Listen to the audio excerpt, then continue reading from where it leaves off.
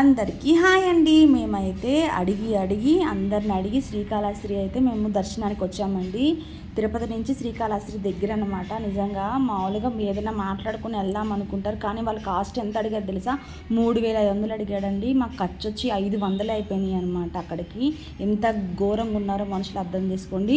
కానీ శ్రీకాళహస్తి ప్రతి ఒక్కరు దర్శనం చేసుకోవాలండి. అసలు అంత బాగుందనమాట. ఆ ప్రతి ఒక్క దేవుడు కూడా ఉన్నాడండి శ్రీకాళహస్తిలో. కాలభైరుడు ఉన్నాడు, అమ్మవారు ఉంది, ప్రతి ఒక్క దేవుడు ఉన్నాడు. అసలు గుడి కూడా చాలా బాగుందనమాట. పొద్దున్నే వెళ్తే మనకు తొందరగా దర్శనం అయిపోయింది అనమాట. మేము 8 దర్శనానికి వెళ్ళామండి. తొందరగా దర్శనం. మేము వెళ్ళినప్పుడు జనమే లేరండి. మేము తిరిగి బయటకు వచ్చేలాక ఫుల్ మంది అయ్యారనమాట. లైన్లో కూడా చాలా మంది ఉన్నారనమాట. ప్రతి ఒక్కరు మాత్రం చూడాల్సిన ప్లేస్ అనమాట. ఇక్కడ ప్రతి ఒక్కరు ముగ్గు అనేది వేయట్లేదండి. బండరాళ్ళతోటి ముగ్గురాళ్ళు ఉంటాయి కదా, కలర్స్, అవి అయితే వేస్తున్నారనమాట. నేనైతే కొన్ని తీసుకొచ్చాను. ఇవి మీరు ఎవరైనా శ్రీకాళహస్తి వెళ్ళి ఉంటే